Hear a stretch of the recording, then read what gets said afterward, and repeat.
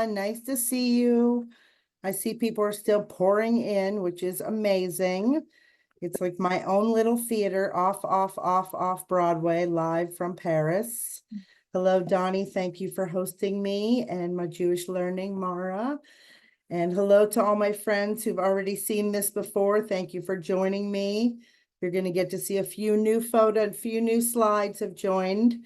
And I've been here now for 25 years. I'm from Johnstown, Pennsylvania. I'm a musician and I came here for 2 months, and that was 25 years ago. And I've now been giving tours for almost 20 years. And we'll do Q&A after. So the chat room will be open for you guys to write questions to Mara and Donnie, and we can go through them after. Normally, this is an hour-and-a-half program. I've shaved as much out as I possibly could. So if you want more, always leave them wanting more. And I'm very happy to see you all. Please keep your screens on because I like to feed off all of your energy, okay? So this is a Jewish tour, and if you're not Jewish, don't worry. You'll learn things. Hopefully you'll get a little laugh, a little cry, and we're gonna have a great time. So if everybody's ready to go to Paris, can I see some hands? Everybody, there we go. Okay, here we go, everyone. All right, if we hear any noise in the background, it's because my family is in my house. Sorry. That's the only French guy we'll hear. So I'm starting, of course, with my claim to fame. This is me and Mr. Michael Douglas. I got to tour him in 2022. And if you're watching the Franklin show, that's why he was here. And this is my son, Azriel. And he's why I wrote the Jewish tour in the first place. So I wanted to throw in a few Olympic things because I just thought that would be interesting for everybody. Did a little extra research. I did rent my apartment to the U.S. Olympic team doctor for the weightlifters from York, PA, where the barbell was invented. So I got the heck out of Dodge during the Olympics, but I'm back now. And Paris still looks beautiful. And you can see here that Jews have won over 481 medals in the Olympic Games competition. So just some fun facts. This is really interesting. This was the 94-year-old that was deported to the death camp at the age of 15 and survived the death marches, returned to Paris in 1945, weighing 33 kilos, but became the strongest man in France. And in a French weightlifting champion, he was able to carry the torch. And it also did pass by the Drancy Holocaust Memorial, okay? All right, so this is the Fox sisters from Australia. So they won, I think, in canoeing. And these were German sisters that I think won in 1936. And of course, the team from Israel. And last but not least, I'm from Johnstown, Pennsylvania, and Mr. Johnny Weissmuller spent a few years there, and he's half Jewish. So, and he won in the Olympics, and he also was the very famous Tarzan. So someday when you're playing Trivial Pursuit, you will all remember me. And of course, I wanted to show the picture of all the people who died or during the Munich Olympics. So we want to remember them. Okay, so all right, enough of the Olympics. Let's get into Jewish Paris. So we have the third largest Jewish community in the entire world. We have about 480,000. 14 years ago, it was about 680,000. And, you know, Israel's the Jersey Shore, so you have had a huge migration of people leaving. We can discuss anti-Semitism if you want to in the chat room. But we all know it's never been easy to be chosen. Choose somebody else next time. This is one of our 200 synagogues in Paris and the surrounding suburbs. And this one was designed by Mr. Gustave Eiffel, Mr. Eiffel Tower. He was not Jewish, and neither was Frank Lloyd Wright. For those of you who live in Philadelphia, maybe you've seen his synagogue. Now, this is the ultra-Orthodox, one of the many, and that is because the women sit upstairs and the men sit downstairs because we're too pretty and the men can't pray at the same time, too much of a distraction. So most of the synagogues in Paris are ultra and modern Orthodox. We have about 8 liberal, reform, Masorti, conservative, all those now. Tom Cohen, I'm sure some of you might know him. He started the reform movement here about 30 years ago. His wife is one of the first rabbis here as well. And I think we have 6 women rabbis now in France, but there's more women rabbis in the United States than there are reform synagogues in Europe. So it's a new movement bringing Jews back to Judaism. This is the outside of that synagogue, and it looks just like any other gorgeous building in Paris. So it's really hard to tell what the synagogues are until you're really up close. So we're going to be in the oldest synagogue in Paris in a little while, and that's when we're going to go through Cliff Notes, or if you're Canadian, Coles Notes, both Jewish families, and kind of high and low lights of Jewish history in France. So this is the actual area we're going to be covering. We like to call it the Disney, what's left of the Jewish ghetto of Paris, because a huge amount of the Jewish families in France are ultra modern Orthodox. So they have so many children, Baruch Hashem, that they need to live in areas with cheaper housing and more out in the suburbs. So these are called arrondissements. And this is the old Jewish quarter, but now you have a big Jewish community down here. Out here in the 19th, out here, the big Chabad is out after the Arc de Triomphe, and then many different suburbs. Where we live out here, we have about 1,300 Jewish families and a huge, obviously, Chabad influence in France. So this is the actual route we'll be taking. When you come to visit me, and I say when and not if, because I know you're all going to come, and my website will be posted in the chat room later on. Basically, it's about a 5-block tour. It is about 3.5 hours because we include a lunch break, and that's when everybody gets to sit around and kibitz and chat and get to know each other. And we finish at the Holocaust Museum, okay? This is where we're going to be mostly concentrating on. And we're starting here at Place de Vosges. This is one of our 483 parks and gardens, and everything's all natural because the French love honey. And in the Luxembourg Gardens, there's a 150-year-old beekeeping school still in working order. They keep 30 million bees for the city of Paris. They fly around and gather up all the pollen, and then they go to one of the 400 rooftops and throw up, and once a year, you can buy the honey for about 20 euros a jar. It takes one bee, 40,000 kilometers, 200 days of work, and 800,000 flowers to make 1 kilo of honey. Now, if you're in metric denial, like my father was, he used to ask how much my son weighed, and I said, I don't know, 50 kilos. He said, well, is that a lot of cocaine or a little bit of cocaine? It's a lot of cocaine. So we're going to talk more about honey later on. So this is a great aerial view. And for those of you who've obviously been on virtual tours now for a couple years, we all had a lot of time to research a lot of great photos. So this is a great aerial view. And this is a royal square. And it was built by King Henry II, who lived in that beautiful house. And of course, in the greatest marriage ever, his wife Catherine lived over here in this beautiful house. And when we sit down, you know, virtually, I'm going to teach you why the Jewish ghetto was being surrounded by the royals. So this is a better picture up close so you can really see how Paris has changed and always changing. So this is what it looks like, the underground, you know, kind of galleries. Now, even though most of the Jewish community has left the neighborhood, they still own a lot of the property and they still come back to work. So there's a lot of little tucked away mezuzahs and a lot of good stories about that. But you see how the area has changed and developed. Here's one of the temples on the other side of where that big one was. And this one dates back to the 1800s. You can really never tell except for when that menorah is there. And they actually put a little sukkah on that terrace as well. And that one is Ashkenazi. Now, anybody with Koop and Weiss and Bergenstein and Rosengold and Tholowitz, we're the bagels and cream cheese Eastern European Jews. But a huge amount of the Jews in France today are Sepharad, coming from Morocco, Algeria, and Tunisia. And it's obviously the same religion, but they just get to eat more food, better food at Passover. They look a little more bronze, as the French would say, a little more tan, maybe a little less digestion issues. And this is called a hotel particulier. So if you would have peeked out from that corner, a hotel particulier in French means particularly rich person's house. So all these giant mansions that are surrounding the Jewish quarter.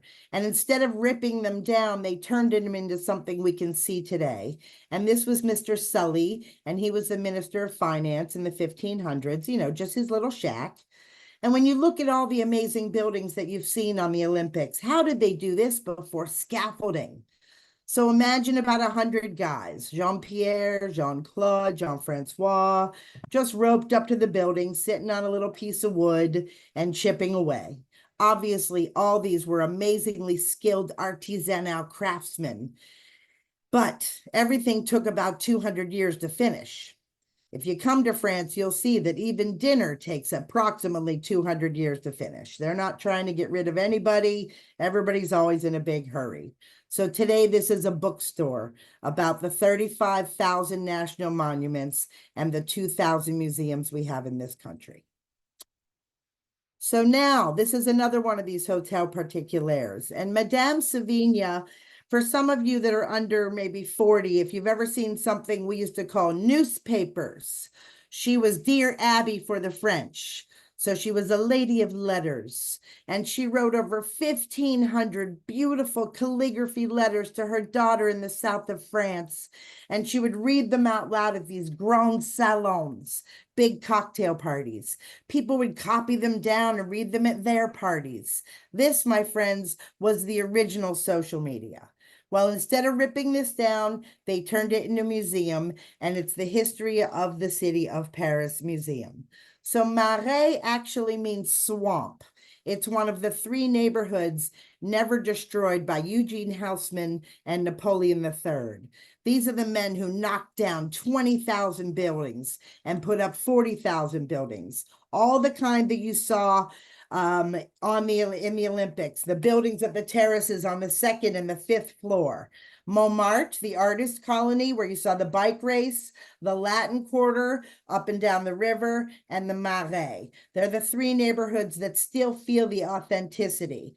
This is the only building that you can see it's a little, for Schmai, a little tipped over here. And this was the home of yet another mistress. And this is the mistress of Henry II, who lived right at Place de Vosges. Today in France, they estimate that 41% of all Frenchmen, not mine, but the rest of them, little lady on the side. But now we have le cell phone bill, so it's not as easy as it used to be. So this is today a historical library. And now, boom, we're at the 3rd synagogue.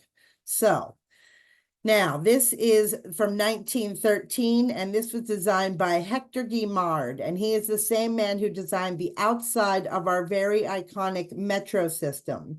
So other than the star and the 10 Commandments, plenty of people walk by and don't even realize it's a synagogue. Now, this is what it looked like right after it got bombed, just a little bit at the beginning of the war. It was obviously fixed up since then. This is one of our yeshivas. We do have over 700 Jewish day schools in France. This one was just sold and is going to be turned into apartment and office buildings. But I show you because this is showing you that basically anytime there was any terrorist activity, the French were deploying extra military to take care of this neighborhood. And it's the most well-protected area of Paris still today. So there we go. Here's what it looks like on the inside. Absolutely beautiful. So you can see this iconic, gorgeous Art Nouveau style where he was really able to implement what he wanted to create this synagogue the way it is today. And it's still an active synagogue. And if you speak Yiddish, I don't mean Tushy or Schnoz, but as a full language, you can talk to them. This was a Russian Yiddish-based synagogue. And now we're out on Rue de Rosier. So this is the street of the rose bushes. So we're in what's called La Pletzel, and that means little place. So this is basically telling us from late 1800s to early 1900s, over 6,000 Jews came here from Romania, Russia, Austria, and Hungary. So listen, we've been called the wandering people for so long, and we're all still wondering, where can we go and be who we'd like to be? Okay, so most of the tour will be spent here on this street. We are now outside of one of the very famous Ort schools. This is where Dreyfus, Rothschild, and Oppenheimer all came to attend a trade school for architects and engineers. Today, it is still Jewish run. It is now for a trade school for plumbers, electricians. There's 400 students, half Jewish, half not, and everybody gets along fabulously. Now, there is a plaque on the front that says, in the memory of the director and the personnel and all the students who went to this school who were arrested by the Vichy and the Gestapo and deported, exterminated in Auschwitz because they were born Jewish. Technically, there should be a plaque on every building. Instead, they inaugurated an entire park for all the children. So the park is named after Joseph Mignoret, and he was a righteous Gentile. He saved over 400 Jewish children by getting them fake baptism certificates. And the plaque that was put up in the year 2015, and it says, this is the memory of the 11,400 children that all died in Auschwitz because they were born Jewish. There were 500 from this neighborhood, but this is the list of the actual 101 little children who never even got a chance to go to school, ages 27 days up until 7 years. So remember them when you pass this. But this was a park today, but then it was the backyards for more of the wealthy and the entourage of the royals, okay? This tower dates back to the 1100s. So this is what it looks like inside. So it's a beautiful park today, but I just want you to imagine that if you're a Jewish family living here and your kids say, hey, can we go outside and play? Well, it wasn't a public park. It was the backyard to the royals. And this is Mr. Mignoret. Okay, so now for just a little something delicious, a little delicious break. We have 137,000 bakeries in the country of France. They estimate consuming 10 billion baguettes per year, which means every second that passes, 320 baguettes are being consumed. It's about 150 per person per year, about a half a baguette per person per day. When you win Baguette of the Year, you're the only bakery who sells to the President of France and the White House of Paris. That being said, if you ask any French person their favorite bakery, most of us say the one closest to our house. Nobody's schlepping anywhere to get the best baguettes, but we do have 80 bakeries in Paris that are kosher and over 200 kosher butchers. And Paris, France, per capita, boasts more kosher restaurants than a little place called New York City. So I just built a kosher tour and I'm launching it this Tuesday for the first time. Thank you. Very excited. So now, this is Murciano's. It is today a Sephardic family, but it has been here since 1938. Inside the window is more Sephardic type dishes, but here inside the place is both Ashkenazi and Sephardic. And I'll give you one little teaser from my kosher food tour. The croissant and the rugula have the same historical background. They're both called Viennoiserie, which means they're coming from Vienna. So in 1643, the Ottoman Turks were trying to take over Vienna, and they were using the underground tunnels. Very apropos because of what's happening right now. So they weren't thinking about the Austrian bakers in the middle of the night toiling around, and they heard this, and they alerted the Viennese army, and they were able to make a blockade, and no battle ever happened. And the military said, why don't you make something in honor of this? So the non-Jews made the croissant, like a C, and the Jews made the rugula, like a little C. And these were all a slap in the face to Turkey, representing the crescent moon on their flag. Someday when you're playing Trivial Pursuit, you're going to all remember me. And I hope you're paying attention for the quiz. So, all right. So basically, this is the bakery right here. And this is beside that, the OSC. This is the Oeuvre de Secours aux Enfants. This is the office that worked alongside the American Joint Distribution Committee that $8 million was parachuted into the resistance and sent out to these people, and it was delved out to save and feed, and the fake papers and the hiding and the food, everything they could do to help the Jewish children. It's still a working cafe today. They do art installations. We do discussion groups because we don't argue, we discuss, and it's still part of the Jewish community today. Okay, so now we are in front of Goldenberg's. So they actually just had the commemoration. Goldenberg's was really the institution. It wasn't the greatest restaurant, but it really was the, like a Katz's, of New York, institution of Ashkenazi food. And there was a horrible, horrible terrorist attack that took place. And the date just passed, August 9th, 1982. They threw grenades in, 6 people were killed, 22 were hurt. And right now, there are flowers outside because every year they do a commemorative thing on the news and there's flowers there. And this is just yet another, horrible terrorist thing, and these people were never caught. Today, the place is no longer a deli, but there's a plaque and there's still a mezuzah inside. So this is what the street used to look like. And I just love this. Look at the old cars and the outfits, because here it is today. Same exact bakery, kosher style. Most people come to Paris for the Jewish food, more of the Middle Eastern food. But if you are going to get a pastrami sandwich, this would be one of the places you could do that today. And earlier I had said that every building should have a plaque. So a few years ago, there was a Jewish school who did an installation outside, and they put up all the research they found, and they pasted, kind of like the hostage posters, the names of the families that were taken away and killed. And then if you flashed it with your phone, the photos came up and the bio of the family. And for the few weeks, if you were in the Marais just shopping and looking for good food and you didn't know it was the Jewish neighborhood, this was really in your face for a few weeks and a very important time for the Jewish community. Okay, so now we are outside the oldest synagogue in Paris. Isn't it beautiful? I mean, you can't even tell. This is the whole point. So normally I stand out here, and for those of you that are on here amongst our 743 screens today, isn't that amazing? Donnie, take a picture of that for me, please.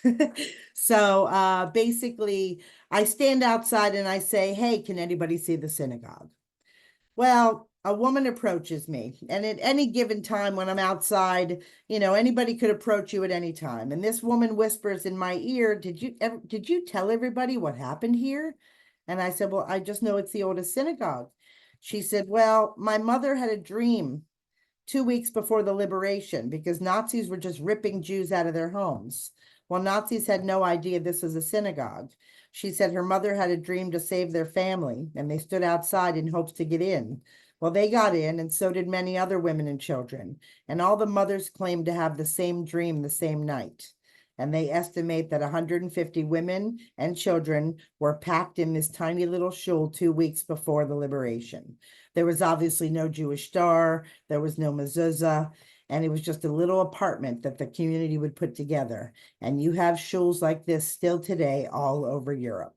And it also happens to be where the great Rabbi Schneerson prayed for 7 years when he was attending the Sorbonne University. Now, outside is the sukkah. So everybody in the neighborhood come to this courtyard, and you have to walk through the women's section to get there. Well, apparently that's where they were sneaking food up to feed the 150 women and children during those 2 weeks. So it is still a huge part of the Parisian community. It is a little secret synagogue. If anybody tells you the number 17, You can come in, you can wrap to fill in. They'll be very happy to have you. I've been in here with over 200 people during a Megillah reading at Purim. Everybody wants to be where the Rebbe was. This is the only known picture that was sent to me by a rabbi client of him in the Luxembourg Gardens, as well as his paperwork from going to the Sorbonne.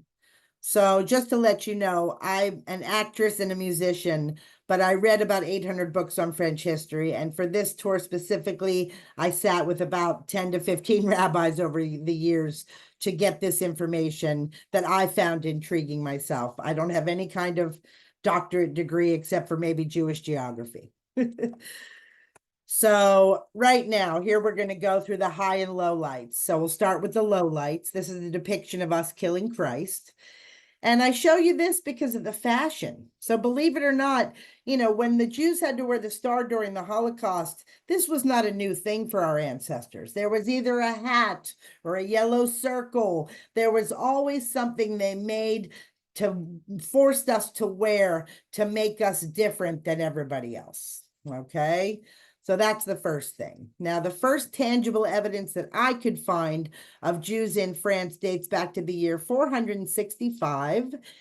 And that's because archaeologists dug up this actual oil lamp and it had some Hebrew writing. So this was the first tangible thing that I could find. Okay, Jews were in France.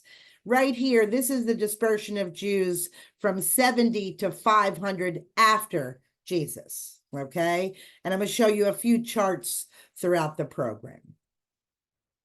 So things start getting crazy when this guy comes to power, Mr. Charlemagne. He's not just in a Steely Dan song or the musical Pippin.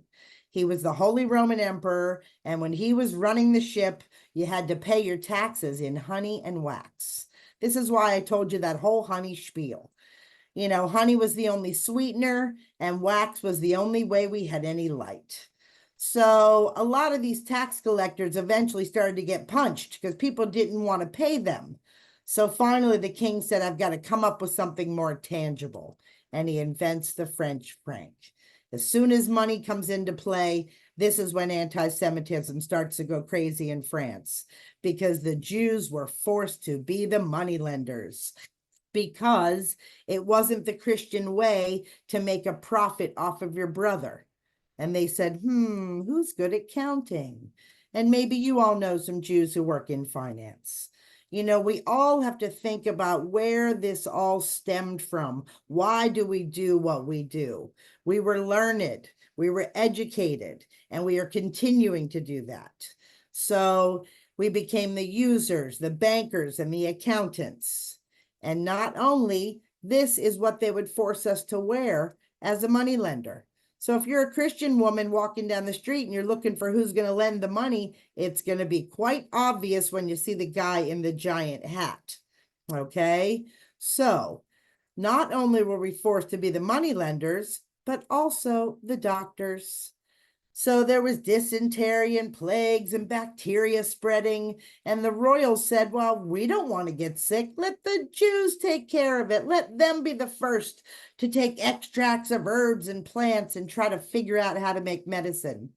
But isn't it ironic that when many of our families escaped Europe and came to America, Jews weren't allowed to practice medicine. Jews weren't allowed to go to university. So what did we do? Build our own. Brandeis, Yeshiva. I used to joke NY Jew, Jew Lane, Boston Jew, but now, you know, what's happening in the universities is atrocious. So Albert Einstein Hospital, Cedars-Sinai, you know, if you give us dirt, we're going to turn it into gold. So no matter what they do, we're going to continue to thrive and survive. So for me, this is the beginning of a vicious cycle of anti-Semitism that might never end. And if anything, for as far as I'm concerned, it's getting worse and worse. So we need to educate more and more and more. So please tell your non-Jewish friends about these tours. This is very, very important. So now we're jumping up to the early 1100s. So the great Rashi, he was born in Worms, Germany, and raised in Troyes. And you'll see how much the French loved him, that in 2005, they gave him a postage stamp. So He opened the first yeshiva in France, and it's still there today, and it's called the Rashi Institute. Now, it's intriguing when I get non-Jews on the tour and they don't know what a yeshiva is. So eventually I would just start singing, Papa, can you hear me? And everybody can imagine Barbara Streisand screaming questions and Mandy Patinkin screaming questions. Well, Rashi is the great rabbi that answers many of our questions. So, like Yentel's father, he had no sons, and he was secretly teaching Talmud and Torah to his 3 daughters. And there are 3 amazing books called Rashi's Daughters. And this is his tomb that was just redone by a famous designer. And this is a Jewish pilgrimage. So, Christians do pilgrimages to Santiago. Well, Jewish people want to come and walk Rashi's footsteps, these beautiful medieval towns. Melinda Strauss just did an amazing live story when she was in France, going through Rashi's town and getting to see all this. And it's in the Champagne region. And champagne must come from Champagne, or it's just sparkling wine. So now you know that all the kosher champagne in the world is coming from a couple hours outside of Paris. That's a lot of bar mitzvahs and weddings. Now, when you think about Jews and farming, Israel has gone above and beyond the call of duty, and also Hagen and Das, and Baskin and Robbins. And I'm not sure if we're mad at the other guys, so I'm not mentioning them, but you all know who I'm talking about. And the Catskills and the Poconos. Jews went up to upstate New York and Pennsylvania to go camping and glamping there because they weren't allowed into anybody else's, country clubs. So would Jewish comedy be what it is today if they had just let us join their clubs in the first place? So again, another great thing for us. So believe it or not, there's about 2,000 Orthodox Jews living in this area, running the whole kosher Champagne existence.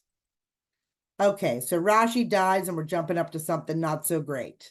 So in the mid-1100s, the doctors are trying to make medicine, but there's no immunization, there's no vaccination, there's no antibiotics, but there are pandemics. And for some reason, the Jews are not getting sick. Because what do we do different than everybody else? Well, we wash our hands. When I grew up in America, every restaurant, every bathroom, there's a big sign that says employees must wash hands. And I always thought, well, didn't your mother teach you that? So we were cleaner. We were circumcising our boys. We were eating kosher. We weren't eating the non-kosher food. And most importantly, we were educating ourselves. When I flip through the gallery and I see how many of us are wearing glasses, that's because we are the people of the book. We've been reading longer than anybody else. Well, if you're reading in the 1100s, my friends, you're not reading paper from trees. You're reading parchment, animal skin.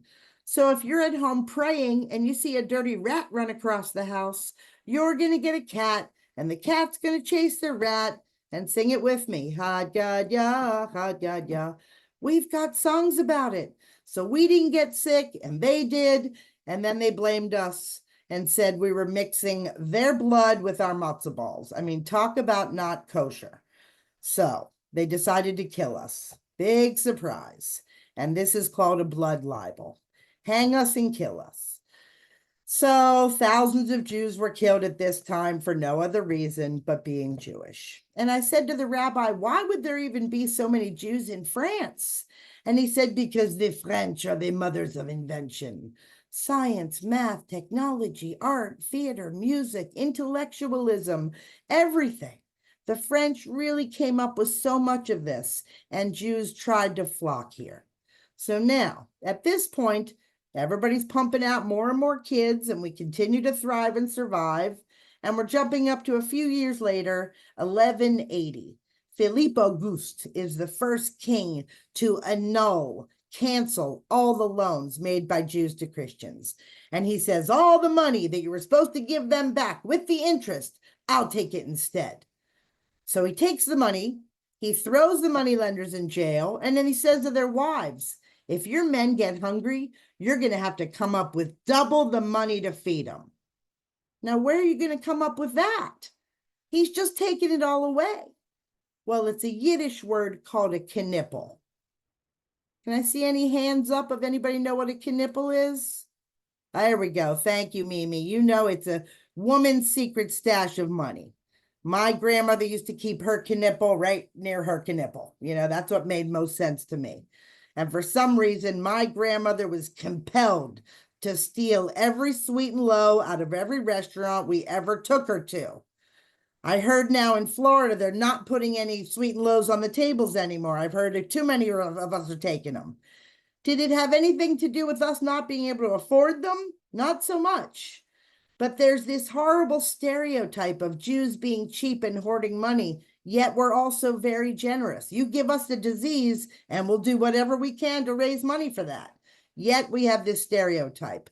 Maybe this is where that stems from, way back in the day. You fool a Jewish woman once, and she's going to start digging holes and hiding the money. So now the king lets them out, and it's the same thing over and over. So I'm just going to let you guys take a peek at this 400 years of expulsion. Now, if they were offering us air miles, you know, maybe it wouldn't have been so bad, but they were not. So we're being thrown all over the place. Maybe this is why we have so many issues with digestion. So one of the things I found for my kosher tour is that fish and chips didn't originate with British people. It was Iberian Jews that were sent up to England, and they said, you guys aren't eating meat on Friday. Here is some delicious fish I fried. And now fish and chips is like the national dish. So yet another fun little story. Okay, so I'm going to tell you about one big expulsion here in France. So the Sorbonne is open, the university, and some of these French kings start to see the value of the Jews that are in his own country. And Louis says, hey, you people are clean, you educate your family, you're good at all the stuff I let you do. Will you just let me baptize you and everything will be fabulous? And they were like, you know, we'd rather die. So 3,000 nameless, faceless ancestors of ours stood up and said, just kill us. Okay, well, 3,000 die. And then he says to the rest of them, get out. He forces them to burn the Torahs and Talmud in front of the Notre Dame, and he expels 100,000 Jews out of the Ile-de-France. So that is right here. That's Paris and the surrounding suburbs, okay? So we're talking, I think, 1290s, early 1300s, you know, that time.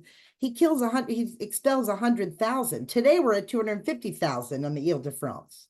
Well, where are they going? You know, they got 14 kids. They're on a horse and buggy.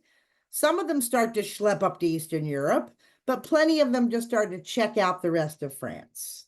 And they start to discover all the amazing things the French make, like some of these things. Lavender, herbs, champagne, 150 kinds of different vineyards, honey, jelly, chocolate, perfume, lace, linen, peppercorns, croissants, 1,200 kinds of cheese, none of which could be sprayed directly out of a can, okay? That was a pretty big shock for my French husband. So listen, you have a Jewish guy living near Provence and he grabs 1,000, bags of Provence and he drives to a little town called Dijon. And he meets another Jewish guy. What do you got? Well, I have some mustard and some cheese. Import, export, my friends. And shidduch.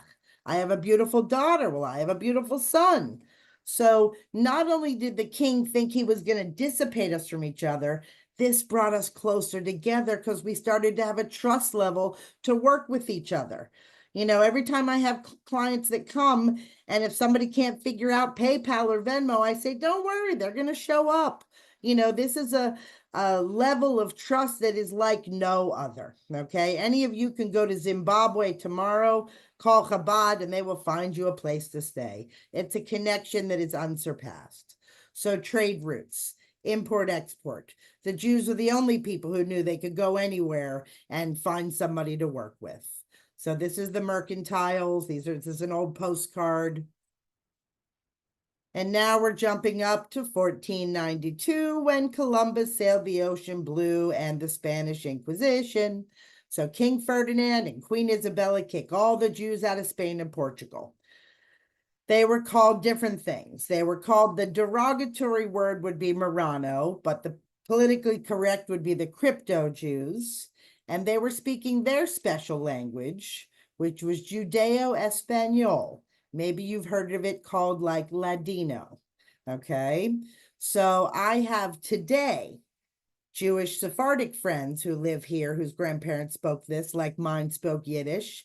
And I have Muslim friends whose grandparents spoke this, which meant they converted out. They just said, that's it. We can't do this anymore.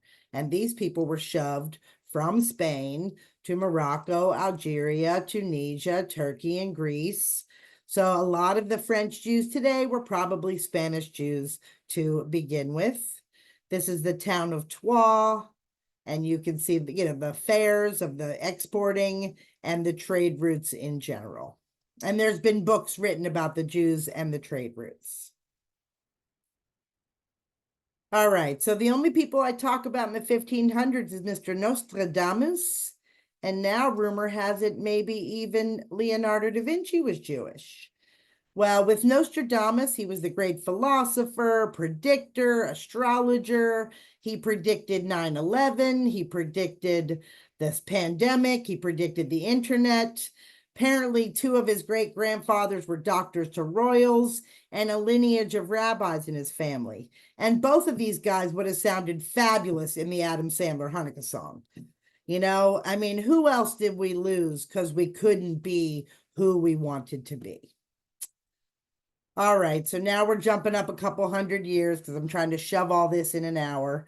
So we are now at Napoleon's time. So Napoleon Bonaparte crowned himself emperor in 1804, and he needed money. The royals were done. You have to remember, the French during the Revolution were fighting for liberty, equality, and fraternity. So when I'm at home in America and somebody says, well, who am I? What am I? A Jewish American. That's the first thing that just rolls off my tongue. I keep insisting to my husband that I think my child is American first. He said, no, honey, he's French. I said, I don't understand. He grew inside my American body. My husband said, yeah, but he fell out here. So it's all about where you fell out. So my son is a Franco-American Jew. So he said, I will emancipate you. He needed money. So he said, I will take the weight off your shoulders that's been there for 1,000 years. And I will let Jewish men vote. America was letting that happen at the time. And he opened a consistoire, which means he decided to give Jews a voice in the government. So he appointed the first chief rabbi, and that's this man. And the issue was that Jewish people had our own school system, we had our own court system, and we also had our own restaurants. And Napoleon said, I need you to integrate a little more into French culture. And they said, well, what can we do? And he said, well, why don't you just throw a beret on top of your kippah? Why don't you carry a baguette next to your challah? French it up. And they started to French it up. And a lot of very famous Jews come into play. Hippolyte Bernheim, father of hypnosis, chess grandmaster, Sarah Bernhardt, famous actress, La Galou, a can-can dancer, artists, all different kinds of people that really made France what it is today. And for a few years, everything was okay. From 1804 to 1895, things have never been better for Jews in France. Until, dun, dun, dun, the Dreyfus Affair.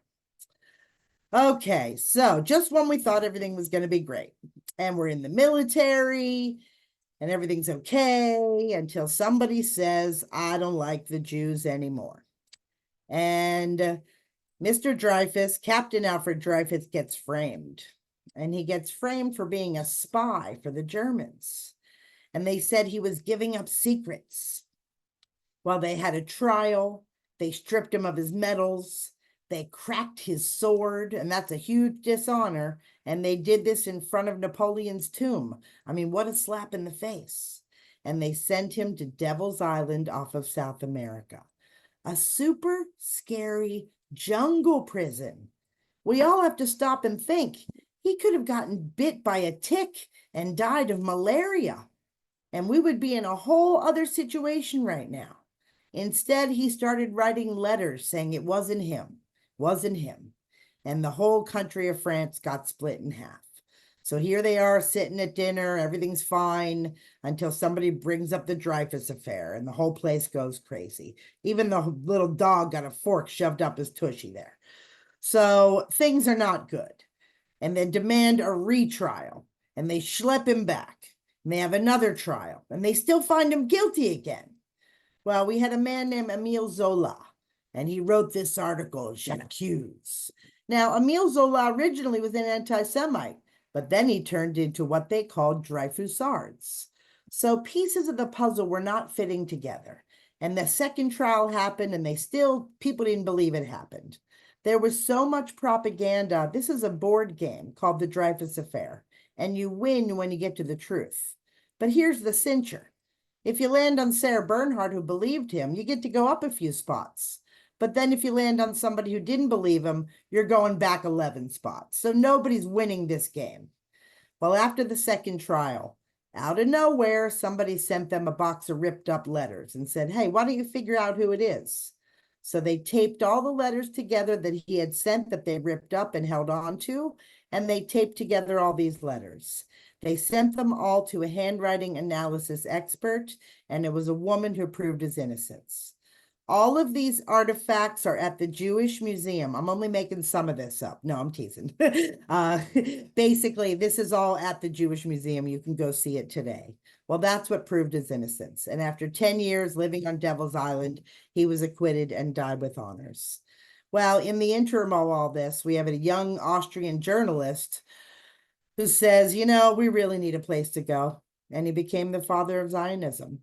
And if you look at this, economic distress, political pressure, all these things drive us from our homes and our graves.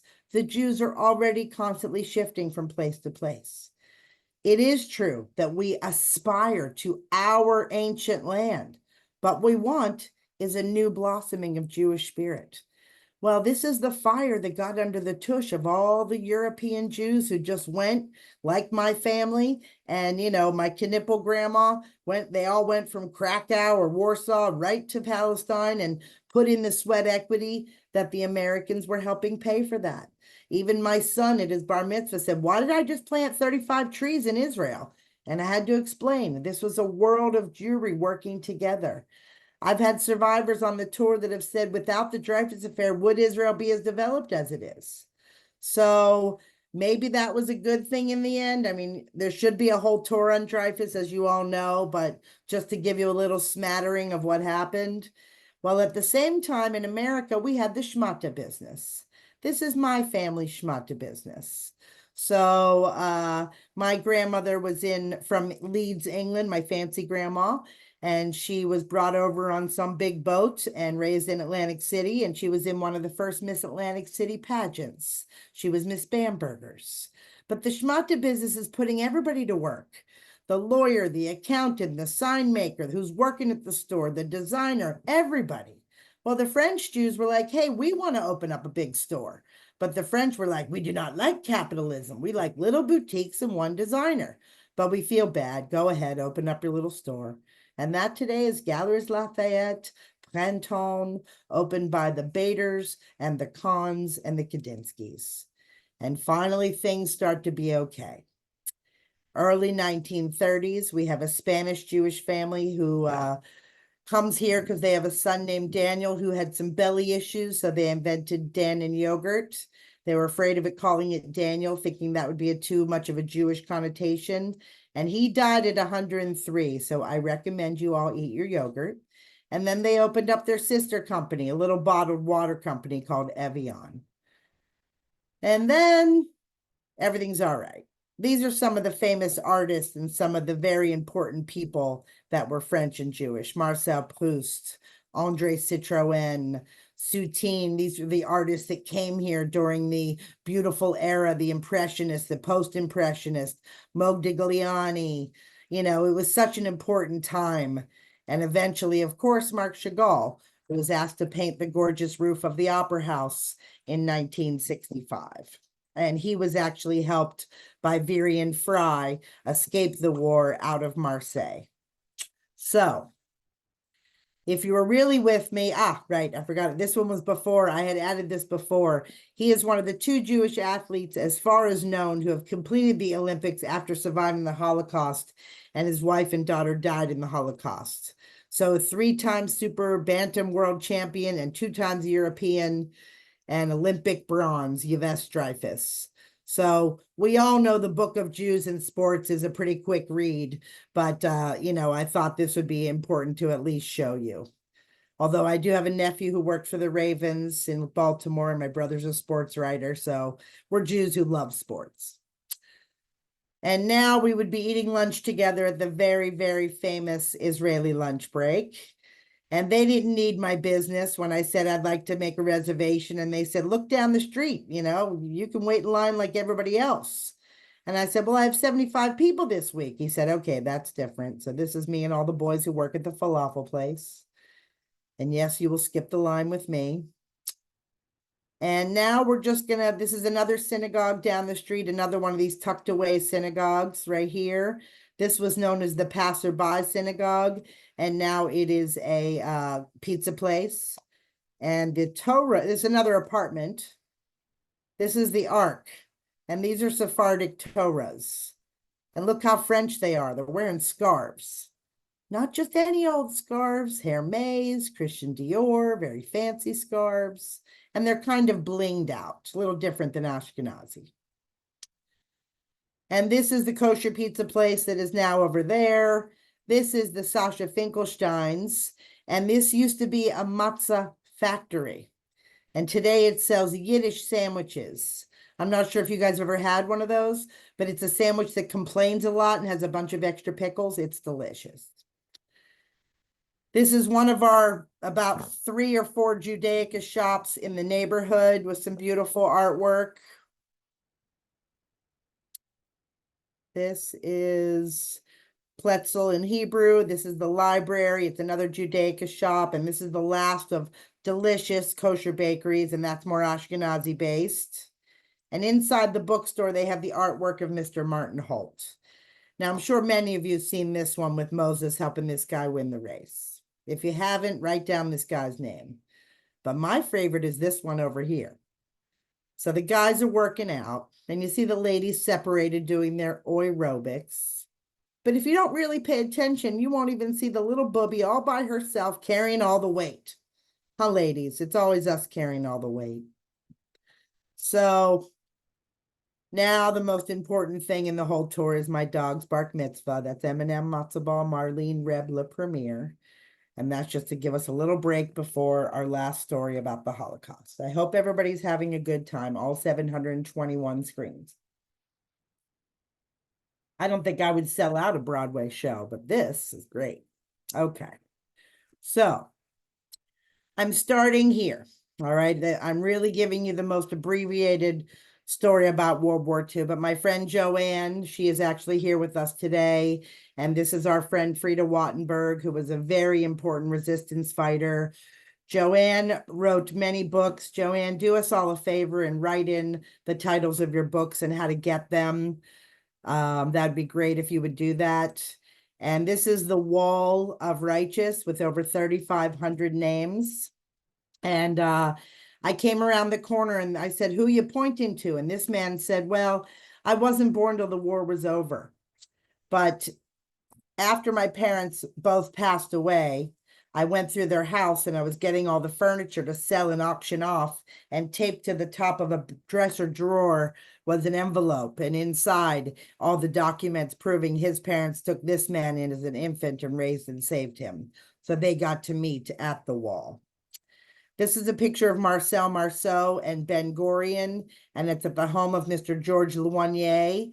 This is me and him at his 108th birthday party, where Joanne and I had taken Frida, who worked with him in the resistance, to his 108th birthday party, where we got to meet Beate Karlsfeld, who was a very famous Nazi hunter, along with her husband, Serge Karlsfeld.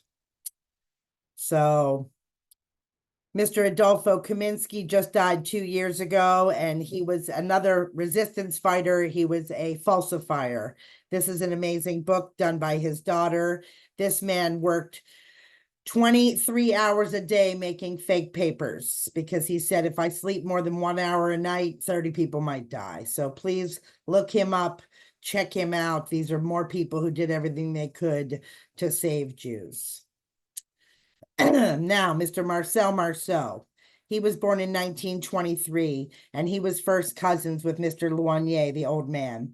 And he was helping kids get into safe orphanages. And they're getting their heads shaved, and the parents are signing the abandonment papers, and the kids were screaming and crying and unconsolable and uncontrollable. And Marcel says, how can I quiet them down to entertain them so I can get them to the safe house? So he starts miming, going, shh, follow me. And after the war is over, that's what really gives him the idea to turn miming into the art form it is today. And he documented saving plenty of Jewish children.